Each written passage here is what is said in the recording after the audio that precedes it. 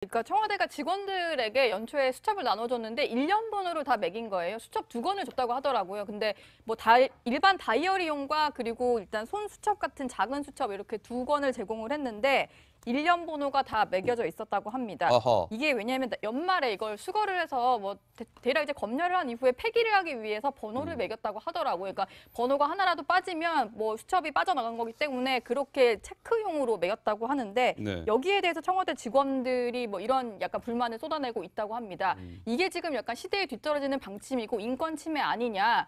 청와대에서는 뭐 보안 규정대로 좀 지키자 이런 방침이고 공적 업무에 사용하는 수첩이니까 문제 없다 이런 얘기를 하고 있다는데 예. 어쨌든 청와대 직원들은 괜히 내 수첩이 나중에 갔다가 문제될 수도 있고 좀 찜찜하니까 아예 사용하지 않고 그냥 연말에 반납을 하려고 서랍에 넣어두는 경우가 더 많다고 합니다. 부원장님 어때요? 이 업무 수첩 나눠줘서 나중에 연말에 수거해가지고 검사하겠다는 거예요. 이게 제대로 수거가 되는지, 뭐 분실된 건 없는지, 뭐 이런 건데 청와대 내부에서 나 이럴 바에는 나 수첩 안 쓰겠다. 또 일각에서는 아 이거 인권 침해 아니냐, 뭐 이런 얘기도 나오고 있다고 하는데요. 사실이 좀 잘못 알려진 것 같아요. 어떻습니까? 이게 이제 두 가지인데 예.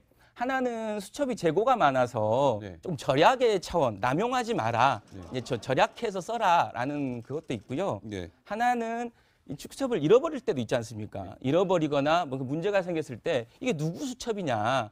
이걸 알 수 있는 보안적인 차원도 있는 거죠, 나중에. 예. 이게 이제 누군가가 주었거나 예. 습득했거나 누군가가 이걸 좀 악의적으로 이용하려고 했을 때 예. 문제가 될 수 있으니 이제 그런 어떤 차원도 있는 거고 저는 이 부분을 연말에 수거해서 폐기한다. 이 말은 청와대 관계자도 얘기했지만 그렇게 얘기한 적이 없다고 했고 예. 다시 한번 좀 확인을 해준 상황이기 때문에 그건 그대로 얘기가 돼야 될 것 같고요. 예. 저는 이제 아이디어 차원에서 그 수첩 앞에다가 한마디만 적었으면 이런 문제가 안 났을 거예요. 괜히 어떻게요?